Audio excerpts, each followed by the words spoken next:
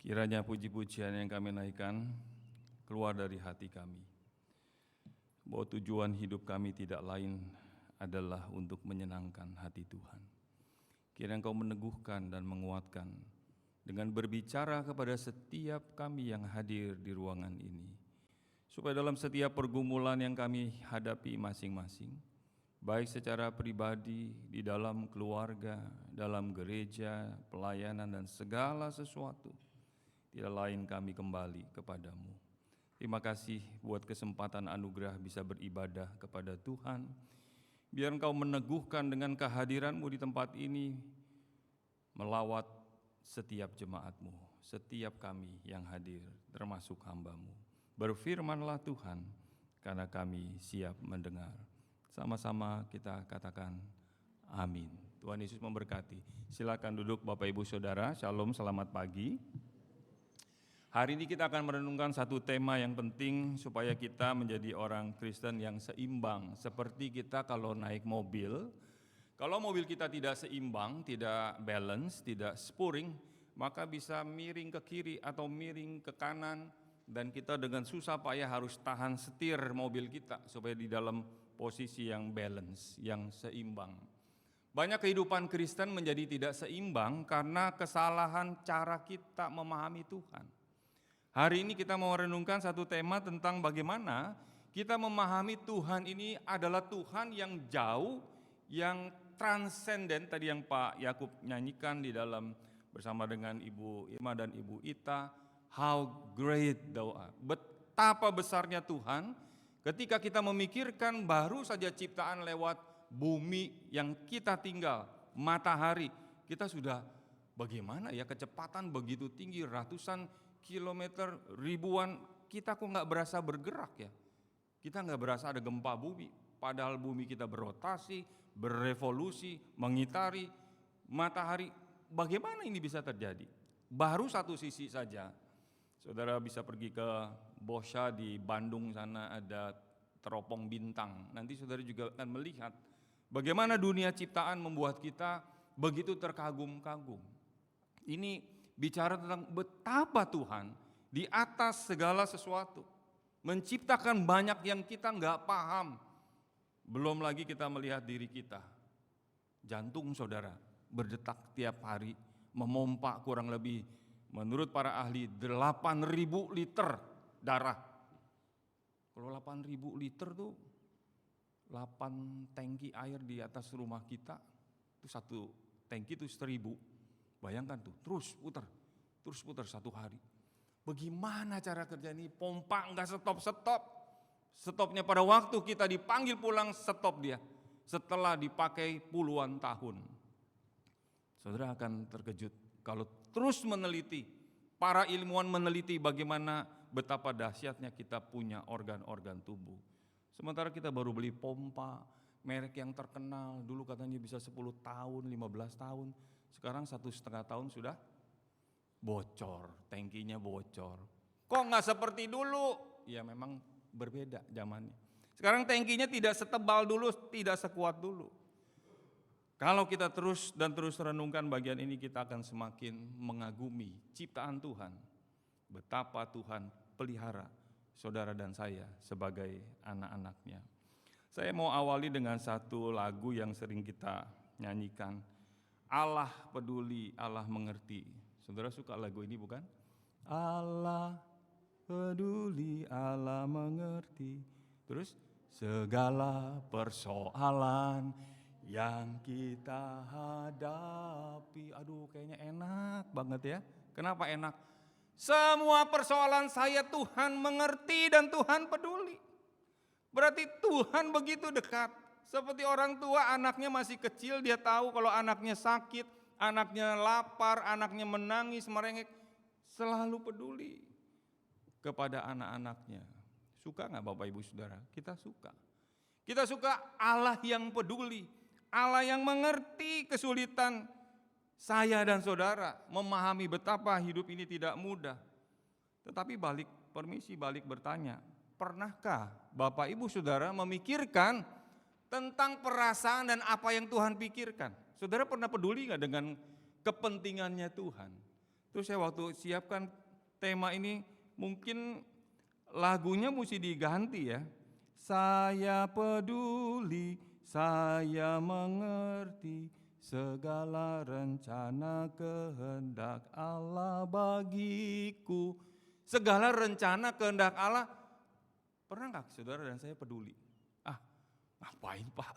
Ngapain kita peduli sama Tuhan?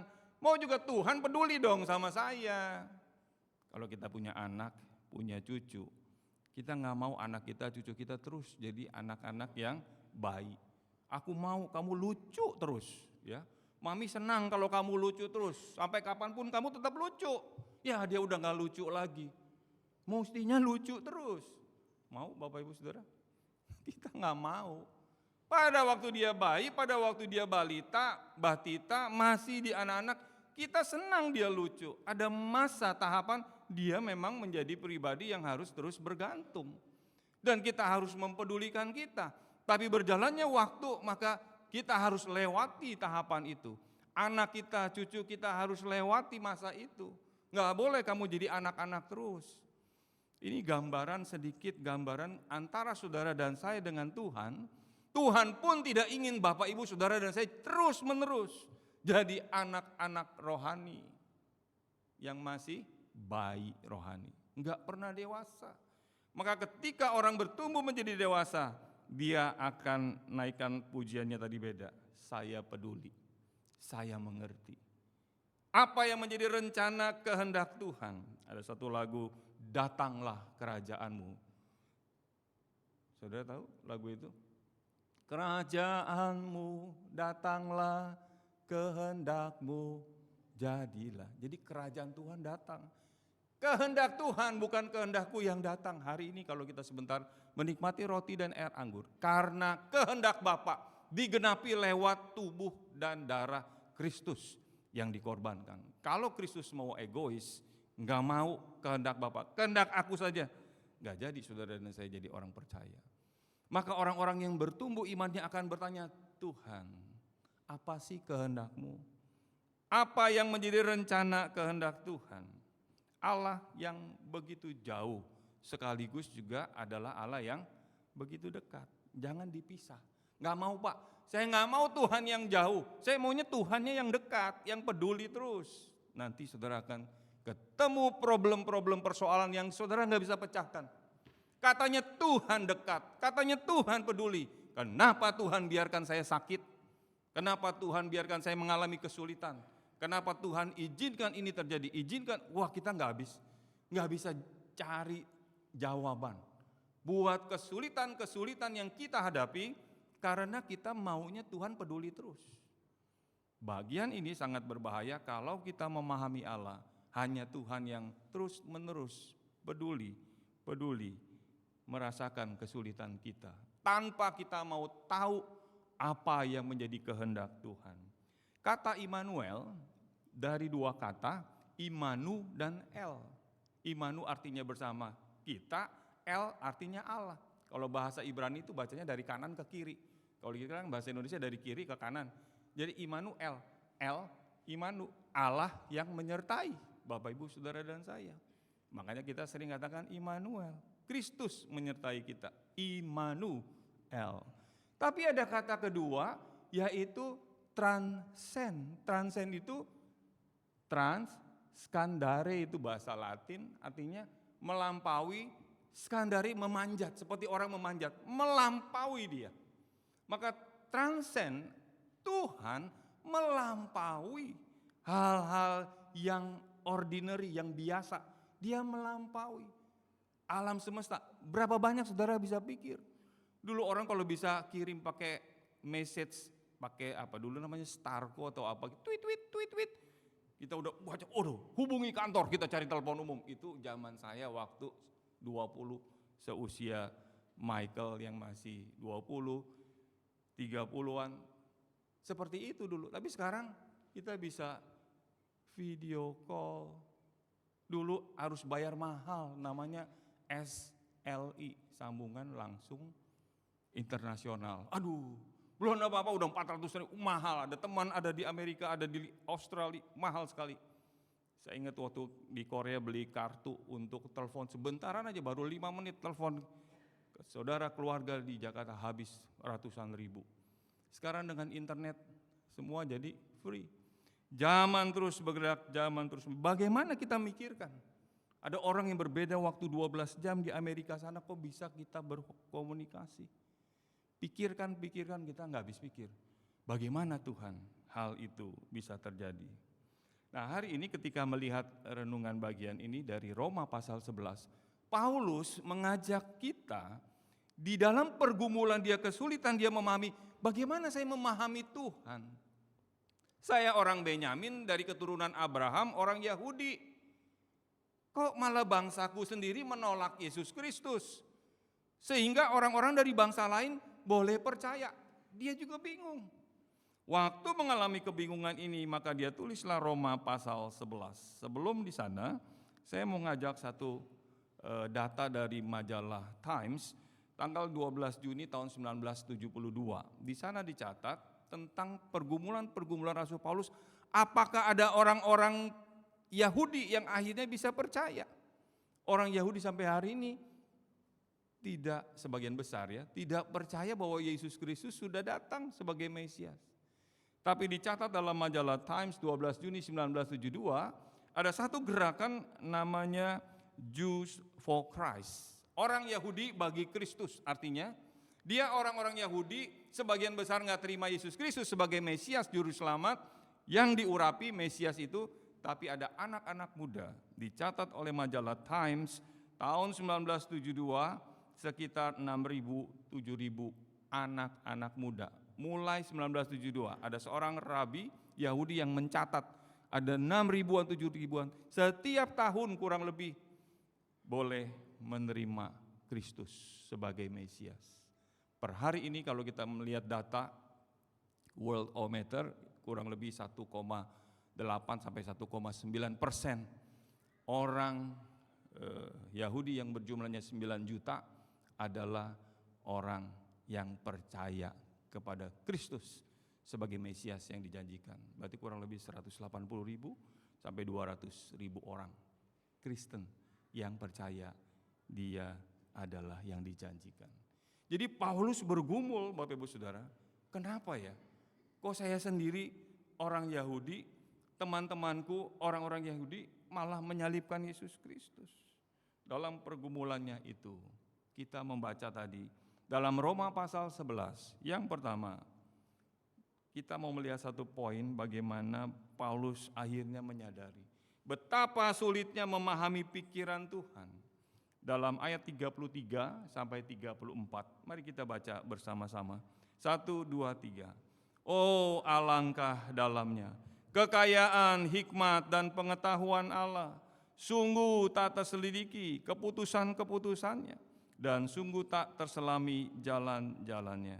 Sebab siapakah yang mengetahui pikiran Tuhan? Atau siapakah yang pernah menjadi penasehatnya? Siapa yang bisa jadi penasehat Tuhan? Siapa yang tahu pikiran Tuhan? Saudara tahu pikiran saya? Enggak tahu, saya juga enggak tahu pikiran saudara. Masing-masing kita punya pikiran yang orang lain enggak tahu, kecuali kita ungkapkan dengan kata-kata atau dengan tulisan. Apalagi pikirannya Tuhan. Maka di dalam bagian ini kita merenung apa yang Paulus katakan. Ketika aku mulai memikirkan tentang Tuhan, aku enggak sanggup.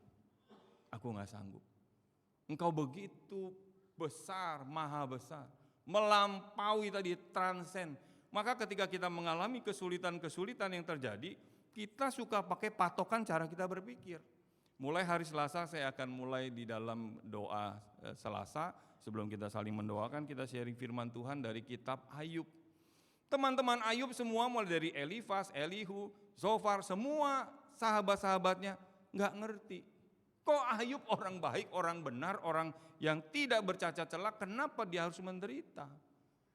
Nanti ayat demi ayat, pasal demi pasal sampai pasal 42. Mungkin perlu waktu 1 tahun atau 2 tahun kita membahas bagian itu. Ini kita ketika melihat situasi terjadi, langsung kita pikir, pasti dosa. Pasti ini ada salah nih, ini sakit dia. Dia menderita, pasti dia dihukum sama Tuhan. Betul Bapak Ibu Saudara? Kalau kita melihat orang susah, menderita, sakit, langsung kita judge. Ini pasti ada dosa. Itu udah terjadi dengan sahabat Ayub. Yang mewakili saudara dan saya. Waktu melihat persoalan langsung kita ambil kesimpulan, pasti ini. Kalau enggak 1 ya 2. Kalau nomor 2 enggak ya nomor 3. Kita lupa bahwa Tuhan bisa menjawab, jangan-jangan bukan nomor 1, bukan nomor 2, bukan nomor 3. Tapi nomor 4, nomor 5. Allah transcend, melampaui apa yang saudara dan saya pikirkan. Maka di dalam bagian ini Paulus juga katakan, mari kita baca 1 Korintus pasal 2 ayat 16. Kepada jemaat yang di Roma dia katakan, aku gak ngerti pikiran Tuhan. Tapi di bagian lain dia katakan, next slide, aku juga tahu pikiran Kristus. Saudara perhatikan 1 Korintus 2 ayat 16. Sebab siapakah yang mengetahui pikiran Tuhan? Siapa coba? Saudara dan saya gak tahu pikirannya Tuhan. Tapi dikatakan sehingga ia dapat menasihati dia. Tetapi, baca sama-sama, kami memiliki pikiran Kristus. Paulus katakan kami, saya dan orang-orang yang melayani Tuhan yang percaya dan ada Roh Kristus, kami tahu pikiran Kristus. Saudara tahu pikiran Tuhan? Di satu sisi kita nggak tahu bagaimana kita tahu Pak pikiran Tuhan, pikiran anak saja saya nggak tahu, pikiran mantu saya aja saya nggak tahu dia mau apa, pikiran suami, pikiran istri, nggak ngerti. Bagaimana kita bisa tahu pikiran Kristus? Paulus sedang memberitahu, kalau Bapak, Ibu, Saudara dan saya punya Roh Kristus, Dia hadir dalam diri kita, kita bergaul intim dengan Kristus, Tuhan akan kasih hikmat apa yang Tuhan kehendaki bagi hidup Bapak, Ibu, Saudara dan saya. Amin. Kalau kita tahu pikiran seseorang, ini orang maunya ke sini nih, ini larinya mau begini nih, kita akan tahu, mengantisipasi kemana kita harus bergerak. Sekarang kalau kita tahu pikiran Tuhan, Tuhan maunya apa buat Bapak, Ibu, Saudara dan saya, buat anak-anak kita, buat cucu kita, buat menantu kita, buat profesi kita, buat keluarga kita, Tuhan maunya apa? Maka kalau saudara memiliki pikiran Kristus, artinya kita ada di dalam Kristus, walaupun pikirannya begitu jauh, siapa yang dapat menasihati dan tahu pikiran dia? Tapi sekarang Tuhan bermurah hati, Tuhan kasih tahu. Contoh, sebelum bilangan baca Mazmur 25 ayat 14, juga Kejadian 18 ayat 17. Saya ajak saudara baca bersama-sama. Tuhan bergaul karib dengan orang yang takut akan Dia. Apakah aku akan menyembunyikan kepada Abraham apa yang hendak kulakukan ini? Ini bicara tentang apa? Ketika saudara dan saya bergaul karib nih, bukan asal berteman, ada teman karib, ada teman biasa. Tapi ketika saudara bergaul karib dengan Tuhan, maka Tuhan membuka dirinya untuk saudara dan saya kenal apa yang menjadi kehendak dan rencana kekalnya. Ini luar biasa. Karena kita tadi katakan nggak bisa tahu pikiran Tuhan. Tapi sekarang kalau Tuhan mau menyatakan termasuk kepada Abraham. Di dalam Kejadian 18 dikatakan, apakah aku akan menyembunyikan kepada Abraham? Abraham disebut bapak orang beriman. Apakah aku akan diam-diam saja dengan Abraham bahwa aku akan membumi hanguskan ini tempat keponakannya si Lot, Sodom dan Gomora? Tuhan bilang enggak, aku akan kasih tahu Abraham. Saudara, ini satu hal yang luar biasa kalau kita punya kedekatan yang karib dengan Tuhan, kita akan menjadi orang-orang yang pesan pertama, info pertama yang Tuhan kasih tahu saudara dan saya. Ketika kita baca Alkitab, ketika kita mendengar orang, kayaknya enggak begini deh. Pesan Tuhan dari firman Tuhan, Dia bicara pada saudara dan saya. Jadi ini paradoks ketika kita enggak tahu pikiran Tuhan, tapi sekarang ketika kita bergaul karib dengan Dia, Tuhan kasih tahu. Ini loh buat anakmu, buat cucumu, buat mantumu, buat hidupmu. Apa yang akan terjadi dengan hidupmu? 1, 2, 3. Maka ketika orang bergaul karib, bukan hanya Tuhan kasih tahu. Nah ini saudara yang kita suka. Tuhan peduli. Amin. Baru Tuhan peduli dengan saudara dan saya. Contoh, Bilangan pasal 12 ayat 8. Ketika terjadi dispute persengketaan antara Musa, Harun dan Miriam, yang bela Musa siapa? Halo? Tuhan. Musa diem aja. Karena dia dikata-katain, ini apa-apaan, emang cuma sama dia aja. Tuhan berfirman, kepada saya juga lu gak tahu nih, gue Koko, aku Koko nih, Koko Harun, abang Harun. Kamu siapa? Ade. Si Miriam juga mungkin akan ngomong, lu lupa ya, dulu Cece, Cici yang antar kamu, bawa kamu, masukin ke keranjang. Lu sekarang bla bla bla bla. Terkait dengan satu kasus perempuan Kus. Kalau saudara baca Bilangan 12, Musa diam aja.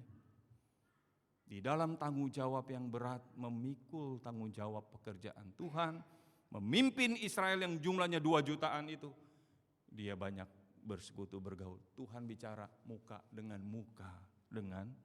Musa. Apa yang dikatakan? Mari kita baca. Kalau orang bergaul karib, saudara gak usah takut. Tuhan akan bela saudara. Amin. 1, 2, 3. Mengapa kamu tidak takut mengatai hambaku? Kamu gak takut ya? Tuhan yang ngomong. Kamu gak takut mengatai hambaku Musa? Dia bicara dengan muka dengan aku. Memang aku pakai kamu Harun, aku pakai kamu Miriam, tapi kamu Harun dan Miriam tidak seperti Musa. Dia orang yang sangat setia di dalam seluruh pekerjaan yang aku berikan kepada dia. Bahkan ketika aku hendak membinasakan umat Israel, Musa pasang badan, Tuhan, kalau Tuhan mau binasakan, jangan, aku aja yang mati. Coba saudara, punya orang yang berani berkorban seperti itu. Aku saja yang mati. Jangan binasakan umatmu karena Israel sudah begitu menista Tuhan. Sekarang Musa pasang badan. Hancur gak hati Tuhan? Sekali lagi, kalau kita punya anak, punya cucu, punya menantu, siapapun dalam relasi, punya teman, saya yang akan berkorban. Saudara, hancur hati? Tuhan tahu hati Musa. Maka ketika orang-orang mengatai Musa, Tuhan yang bela. Kamu gak takut? Kamu gak takut mengatai hambaku Musa? Waktu saya renungkan bagian ini, maka ketika saudara jadi anak Tuhan yang punya kedekatan dengan Tuhan, yang Tuhan kasih tahu pikiran-pikiran jalan-jalannya buat hidupmu, buat hidup keluargamu, buat masa depan, seperti Tuhan bilang sama Abraham, dia membela Musa. Saya terlalu yakin Tuhan pimpin bela saudara dan saya. Persoalannya adalah apakah kita bergaul karib dengan Tuhan? Ini persoalan saudara dan saya. Apakah saya bergaul karib gak? Kita maunya Tuhan peduli dong sama saya. Pertanyaan balik, apakah saudara peduli dengan kepentingan Tuhan dan kerajaan sorga? Maka kalau kita pikirkan kerajaan sorga, saudara gak usah ajarin Tuhan. Dia tahu sebagai Allah, sebagai Tuhanmu, sebagai Tuhanku, bagaimana bertindak buat hidup saudara, hidup saya. Bukankah bagian ini ketika Paulus katakan betapa besar pikiran Tuhan? Siapa yang tahu pikiranmu? Tapi aku tahu aku memiliki pikiran Kristus. Tidak ada orang bisa menasehati Tuhan. Tapi ketika Tuhan bicara pada saudara, lewat firman, lewat khotbah, lewat renungan, lewat banyak hal, saudara akan berkata, how great, betapa engkau besar. Kiranya bagian pertama membawa kita kepada Allah yang dekat dengan kita, sekaligus Allah yang jauh, yang transend. Sehingga waktu terjadi sesuatu dalam hidup kita, kita jangan hanya melihat seperti katak dalam tempurung, tapi ada poin keempat, poin kelima, Allah yang besar. Sesekali lah saudara lihat, pergi aja yang dekat ke pantai Ancol tidak jauh. Bagaimana itu pantai kok bisa stop di situ? Kalau garis pantai dilewatin artinya apa? Tsunami. Coba saudara renungkan, ciptaan Tuhan, diri kita, semesta, harumnya bunga. Kalau ini nggak ada harum-harumnya, mau dicium apa? Debu yang ada. Tapi kalau bunga asli, depan ada bunga, saudara cium, kok bisa ya? Cuma sebentar aja Tuhan bikin. Saudara akan lebih nyambung dengan khotbah hari ini. Yang kedua, ketika kita merenungkan Allah yang begitu jauh, tapi juga Allah yang begitu dekat dalam realitanya. Roma 11 ayat 35 berkata, Roma 11 ayat 35, atau apa? Siapakah yang pernah memberikan sesuatu kepada Tuhan sehingga ia harus menggantikannya? Saudara, kalau kasih sesuatu sama Tuhan gimana? Tuhan ingat ya, kemarin 100.000, bulan ini 1 juta, yang tahun lalu udah 10 juta lu Tuhan. Apakah kita hitung-hitungan sama Tuhan? Saya kasih bakat saya lu Tuhan, hidup saya. Kalau saudara hitung-hitungan, nanti Tuhan hitung-hitungan sama saudara. Sampai mati kita gak bisa bayar utang sama Tuhan. Bayar oksigen, tarikan nafas, kita gak bayar. Coba disuruh bayar waktu zaman COVID. Rame tabung oksigen, habis di mana-mana. Kenapa? Orang perlu oksigen Pak, paru-parunya lemah, perlu napas. Saudara yang kasih Tuhan, mari kita renungkan. Sehingga 1 Tawarikh 16 ayat 29 berkata, berilah kepada Tuhan kemuliaan nama Tuhan. Bawalah persembahan, masuklah menghadap Dia. Sujud menyembah kepada Tuhan dengan berhiasan kekudusan. Berhiaskan kekudusan. Dan Ulangan 16 ayat 16b, mari kita baca. Janganlah ia menghadap hadirat Tuhan dengan empty handed, tangan kosong ketemu Tuhan, berhadapan dengan Tuhan. Artinya apa? Ini bukannya Tuhan itu ingin persembahan Bapak Ibu Saudara dan saya. Bicara tentang tangan kosong, berarti gak ada berkat. Berarti Tuhan tidak memberkati saudara dan saya. Kalau benar-benar saudara tidak diberkati Tuhan dan tidak bisa membawa sesuatu kepada Tuhan, maka kita bisa teriak sama Tuhan. Tuhan, saya ingin membawa sesuatu seperti Ulangan 16 ayat 16b. Tapi apa yang saya mau bawa? Sekali lagi Bapak Ibu Saudara, ini bukan soal jumlah banyak atau jumlah sedikit. Kalau saudara perhatikan dalam 1 Tawarikh 29 ayat 14. Sebab siapakah aku ini dan siapakah bangsaku, kata Daud, sehingga kami mampu memberikan persembahan sukarela seperti ini. Ada yang bawa emas, bawa perak, bawa permata, bawa segala-galanya. Sebab daripada mula segala-segalanya.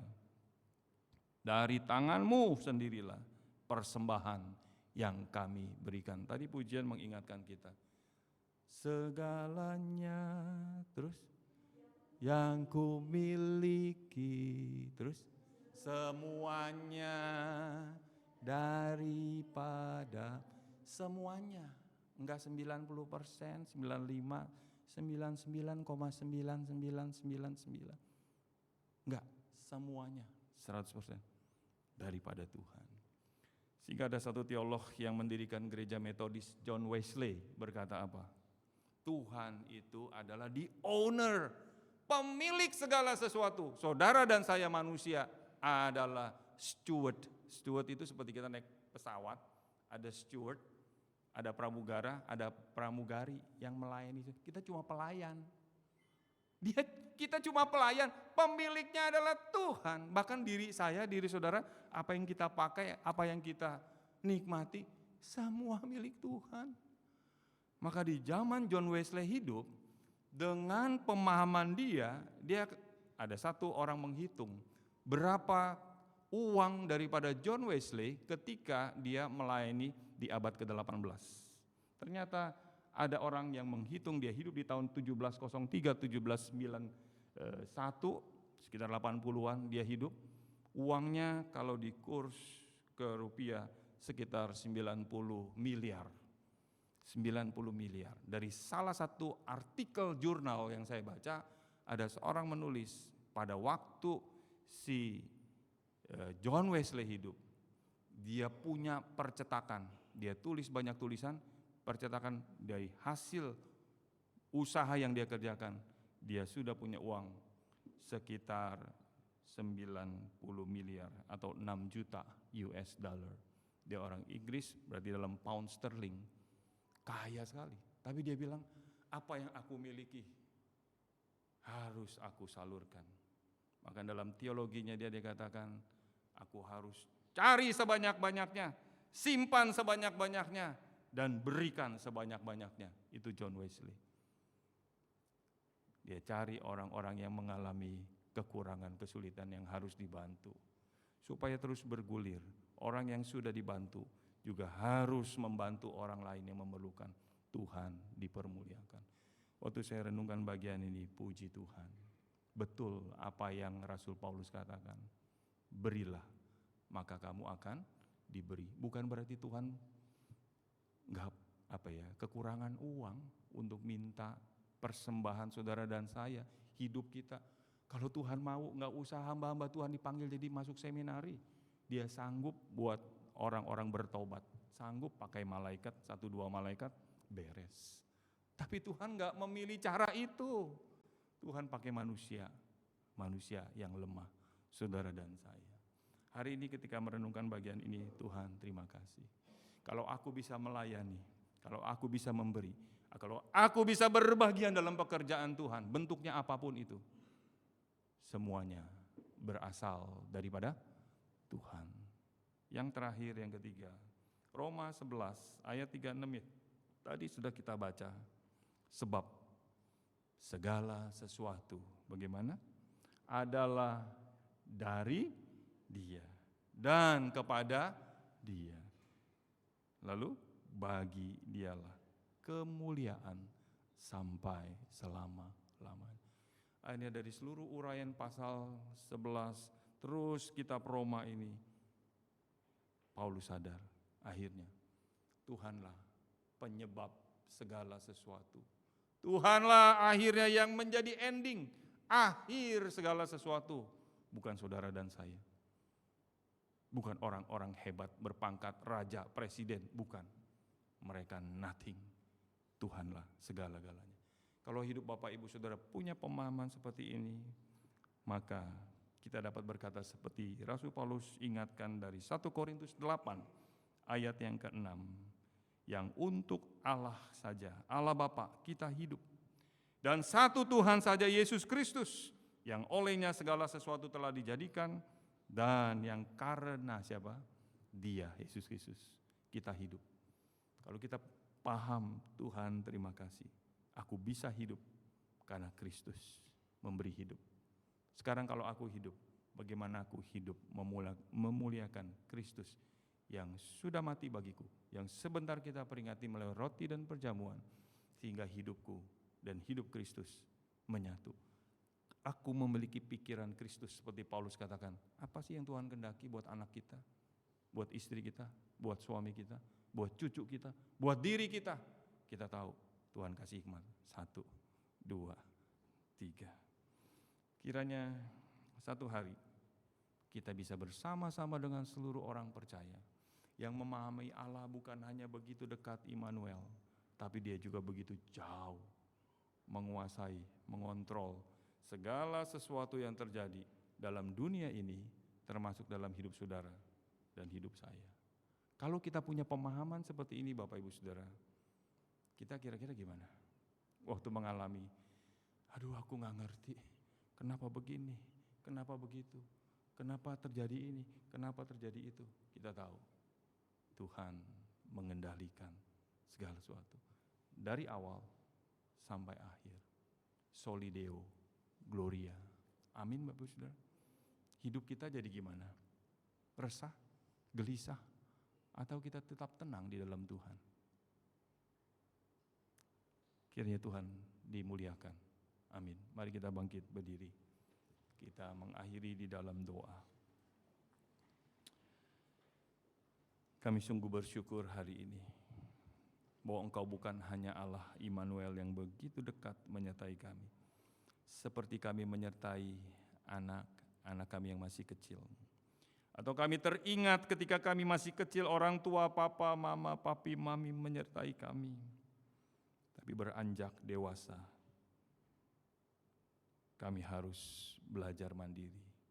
Namun orang tua tetap memantau, mendoakan, menggumuli kehidupan anak-anaknya. Tuhan melampaui papa, mama, papi, mami, orang tua melihat, mendidik anak-anaknya.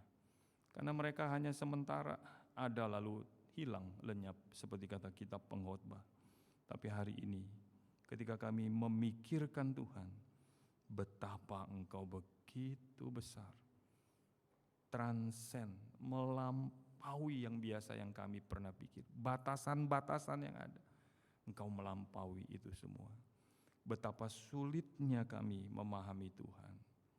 Kalau Tuhan tidak beranugerah memberitahu, menyatakan melalui pribadi Kristus, kami tidak pernah tahu apa-apa. Kami hidup seperti orang bodoh menjalani hari-hari kami tanpa tahu tujuan arah hidup kami. Tapi hari ini ketika kami sebentar mengingat salib Kristus, kami tahu Engkau punya rencana yang kekal bagi setiap kami. Bahkan dalam pergumulan-pergumulan pribadi yang paling pribadi sekalipun, Engkau ada di sana. Bapak Ibu Saudara yang kasih Tuhan, mari kita datang kepada Tuhan. Apa yang menjadi pergumulan, kegelisahan, kekecewaan saudara dan saya di dalam perjalanan iman kita, mari kita renungkan bagian firman Tuhan ini. Jangan-jangan kita hanya memikirkan Allah yang begitu dekat peduli dengan kita. Kita lupa mempedulikan kepentingan kerajaan sorga. Kiranya firman Tuhan hari ini boleh mengingatkan, membawa kita kepada pemahaman yang benar. Bagaimana kita berjalan sebagai orang Kristen, orang percaya di tengah dunia yang semakin membusuk. Tuhan ada di sana, supaya saudara dan saya menjadi garam, menjadi terang bagi sekeliling. Bapa dalam sorga, terima kasih untuk firman-Mu. Terima kasih Engkau sudah bicara kepada setiap pribadi kami. Jangan tinggalkan kami. Biar kami punya pengenalan dan semakin hari semakin dekat kepadamu. Berkati umat-Mu, domba gembalaanmu, umat tebusanmu sendiri. Biar Engkau bicara kepada setiap pribadi kami. Demi Kristus kami berdoa dan mengucap syukur buat firman yang sudah kami dengar pagi ini. Dalam nama Tuhan Yesus kami berdoa dan mengucap syukur. Mari sama-sama kita katakan amin. Sambil tetap bangkit berdiri, kita menyatakan pengakuan iman kita bersama dengan seluruh orang percaya di segala tempat. Mari kita mulai. Aku percaya kepada Allah, Bapa yang Maha Kuasa, Khalik langit dan bumi, dan kepada Yesus Kristus, Anaknya yang tunggal, Tuhan kita, yang dikandung dari Roh Kudus, lahir dari anak darah Maria, yang menderita sengsara di bawah pemerintahan Pontius Pilatus, disalibkan, mati, dan dikuburkan, turun ke dalam kerajaan maut. Pada hari yang ketiga bangkit pula dari antara orang mati, naik ke sorga, duduk di sebelah kanan Allah, Bapa yang Maha Kuasa. Dan dari sana Ia akan datang untuk menghakimi orang yang hidup dan yang mati. Aku percaya kepada Roh Kudus, gereja yang kudus dan am, persekutuan orang kudus, bangkitan dan hidup yang kekal. Amin. Saya akan duduk Bapak Ibu Saudara. Kita akan mendengarkan pembacaan untuk persiapan perjamuan. Saya persilakan Ibu Moili untuk membacakan.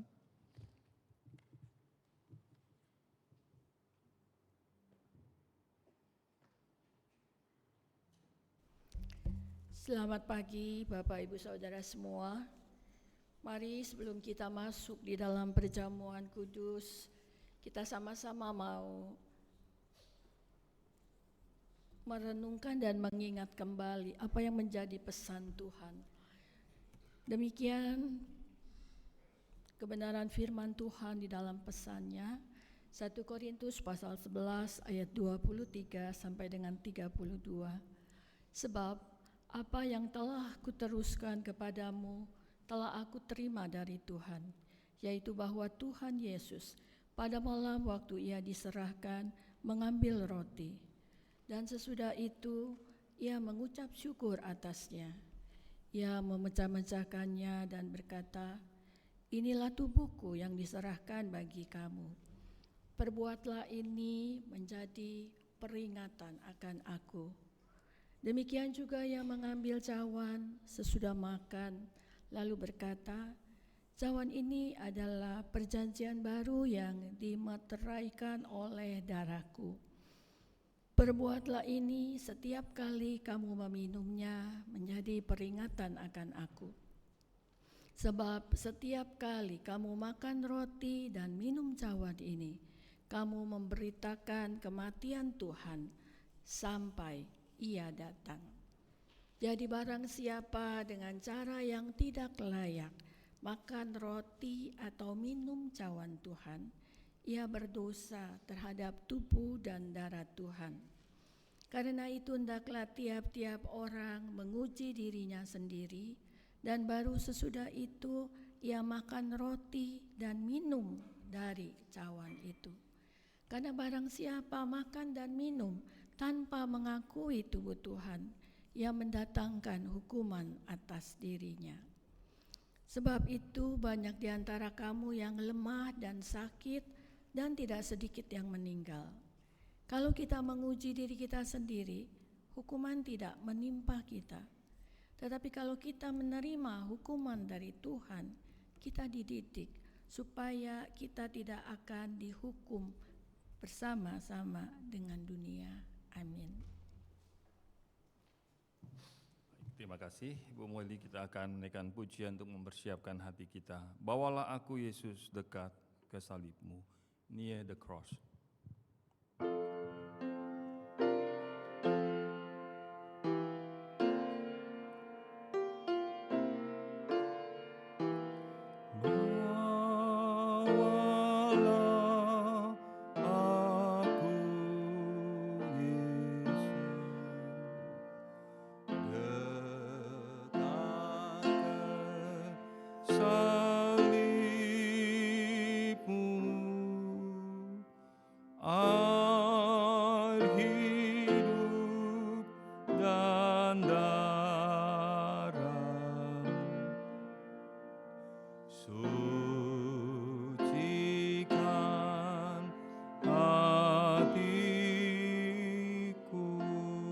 Salibnya, salibnya,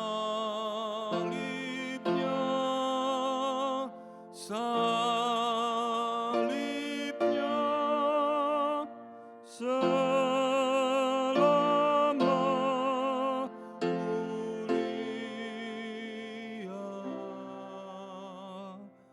dosaku dihapuskan.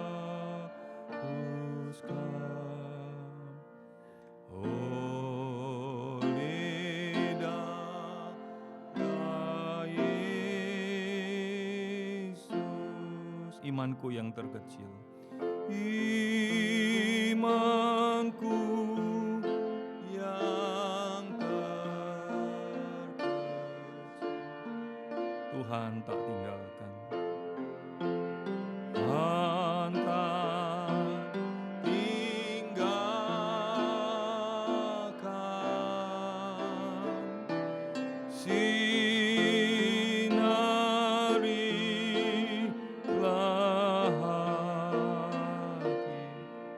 Dengan Roh Kudus-Mu, dengan Roh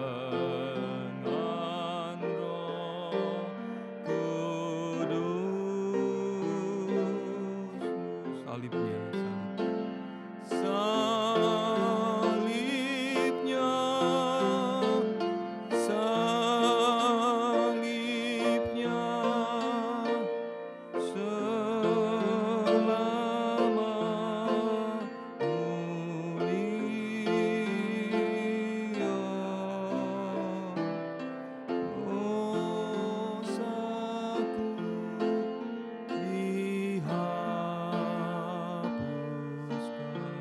oleh darah Yesus.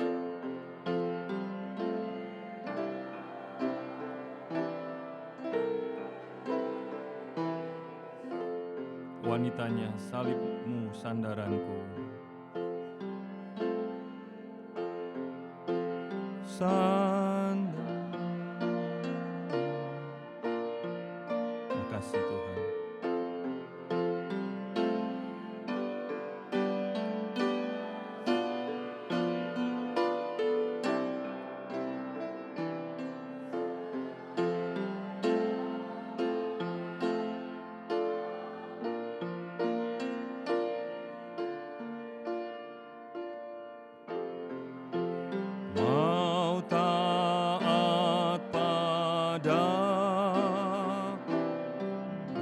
bersama salibnya. Salibnya, salibnya, selama mulia.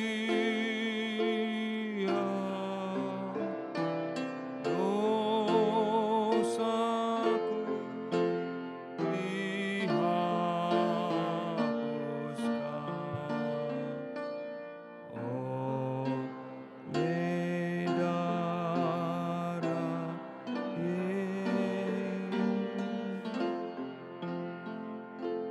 Sementara musik menaikkan pujian ini, yang bertugas saya undang maju ke depan. Saudara boleh merenungkan hidup kita, berdoa masing-masing di hadapan Tuhan. Sebelum kita menerima roti dan air anggur, ketaatan Kristus kepada kehendak Bapa, kiranya boleh kita cerminkan dalam diri kita, seberapa jauh kita taat kepada Tuhan di dalam menjalani hari kita.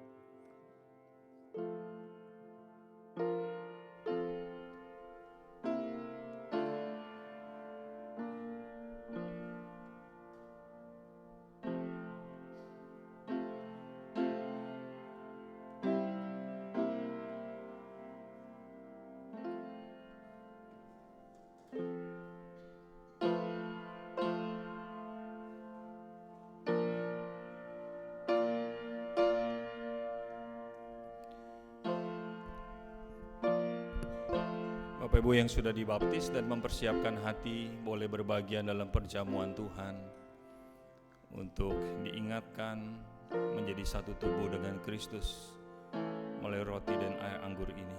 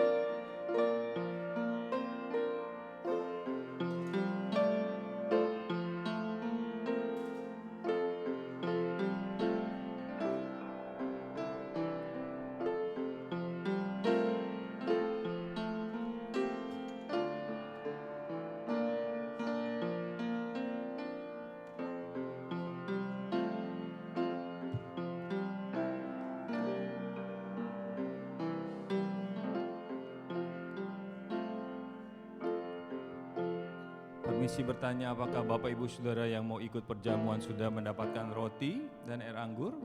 Apakah ada yang terlewat? Sudah semua? Mari kita bangkit berdiri menghormati Tuhan. Kita memegang roti di sebelah tangan kanan kita.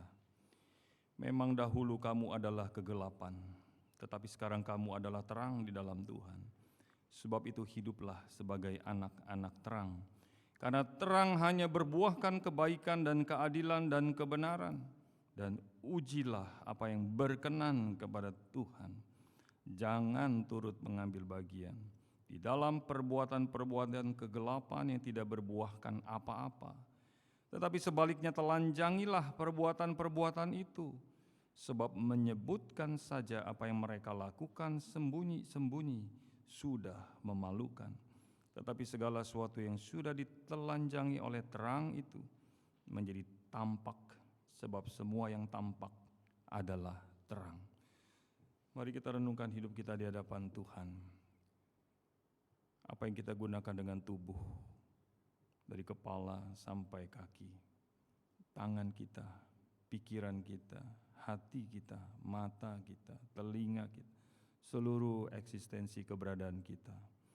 Mari kita datang kepada Tuhan, mohon Tuhan ampuni kita. Mohon Tuhan beri kekuatan pada kita, gunakan seluruh tubuh yang Tuhan berikan ini untuk kemuliaan namanya.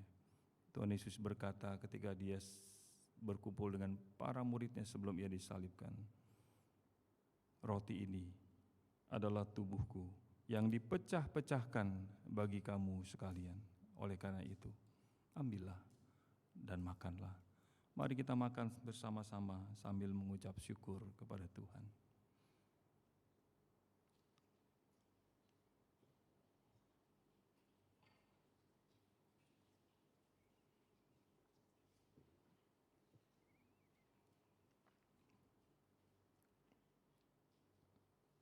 Mari kita memegang cawan di sebelah tangan kanan kita.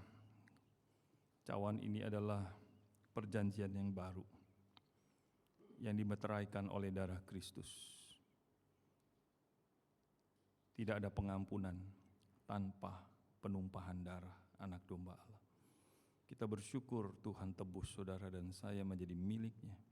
Hiduplah sebagai anak-anak terang. Mari kita minum bersama-sama sambil mengucap syukur buat segala pengorbanan cinta kasih Tuhan, dan kita berdoa supaya Tuhan memampukan kita hidup memuliakan namanya. Mari kita minum bersama-sama sambil mengucap syukur kepada Tuhan.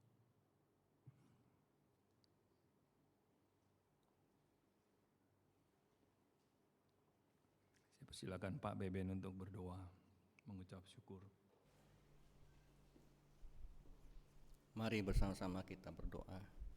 Tuhan Yesus, terima kasih kami ucapkan syukur padamu Tuhan atas anugerah perjamuan kudus yang Tuhan berikan pada pagi hari ini. Kiranya Roh Kudus-Mu menuntun hidup kami Tuhan, agar selalu seturut firman-Mu menjadi terang dan garam dunia yang membawa banyak orang datang kepadamu untuk ikut turut diselamatkan bersama-sama dengan kami. Kiranya kasih karunia Tuhan Yesus Kristus selalu menyertai hidup kami, dan dalam nama Yesus kami berdoa. Amin. Amin. Silakan duduk Bapak Ibu Saudara. Sementara cawan dikumpulkan, kita naikkan pujian nomor 2 tadi, How Great Thou Art, besarlah Allahku, bila kulihat bintang gemerlapan.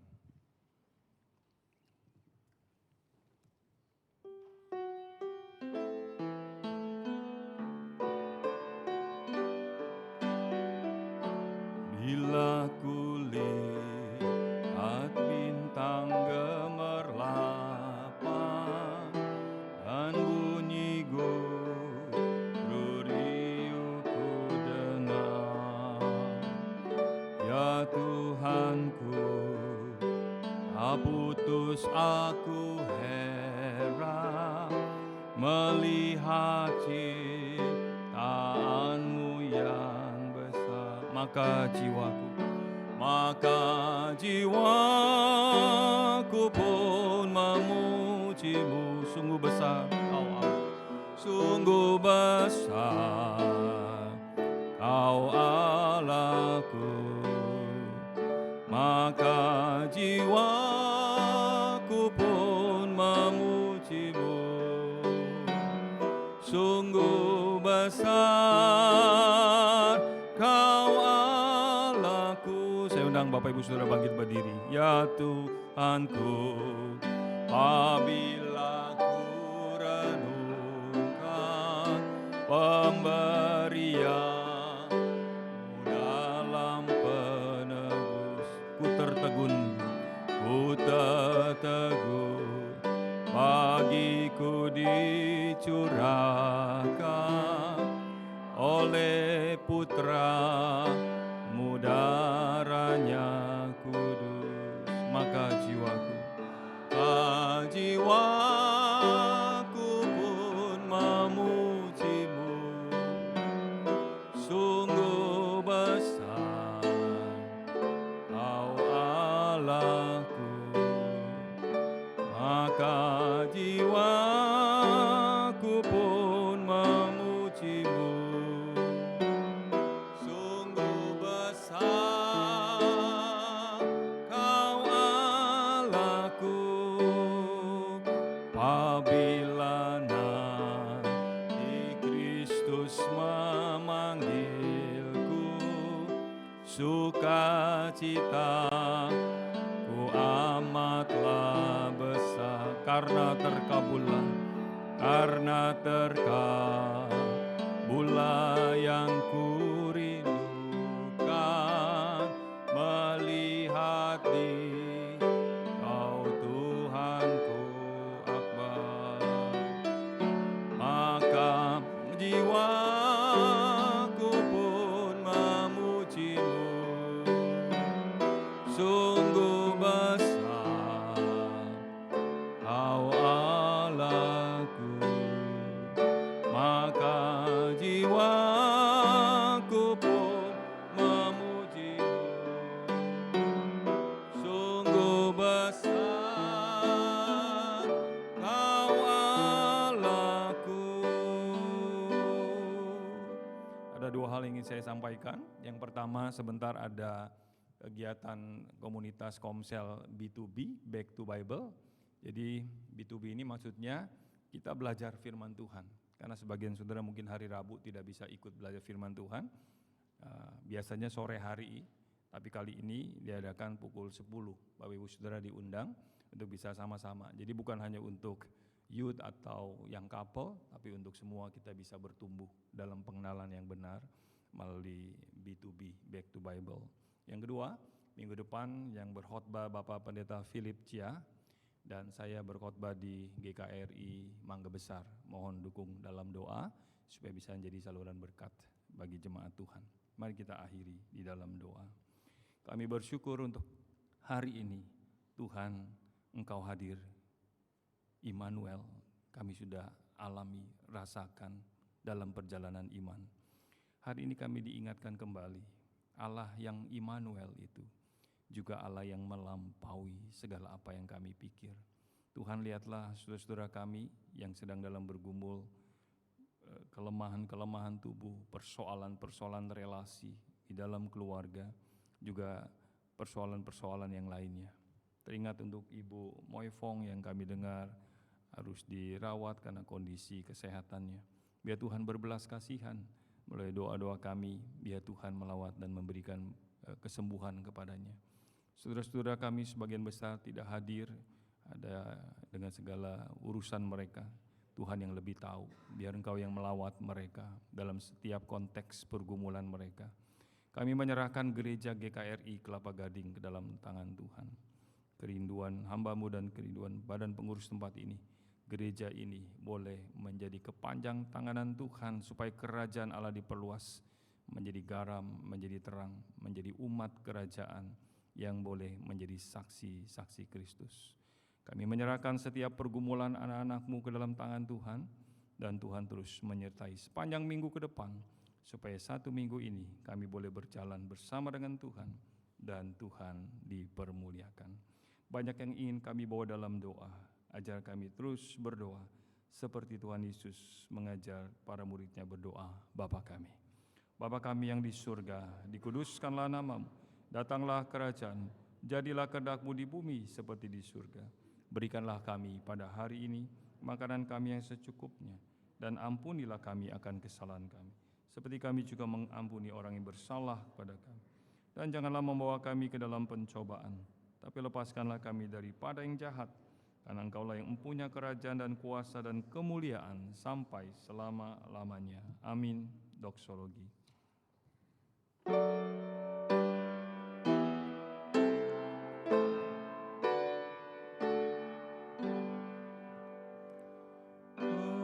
Bagi Bapa, Anak dan Roh, puji, hormat, dan mulia,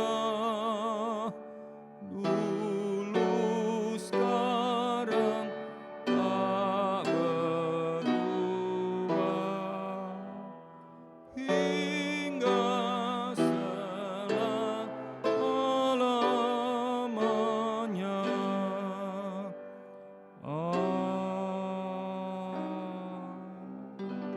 Mari kita mengangkat kedua tangan kita dan terimalah berkat dari sorga. Tuhan memberkati engkau dan melindungi engkau. Tuhan menyinari engkau dengan wajah-Nya dan memberi engkau kasih karunia. Tuhan kiranya menghadapkan wajah-Nya kepadamu dan memberi engkau damai sejahtera. Kasih dari Allah Bapa, damai sejahtera dari Tuhan kita Yesus Kristus, dengan persekutuan Roh Kudus menyertai kita semua dari hari ini sampai hari kedatangan Kristus yang kedua kali, bahkan sampai selama-lamanya. Amin. Amin. Amin.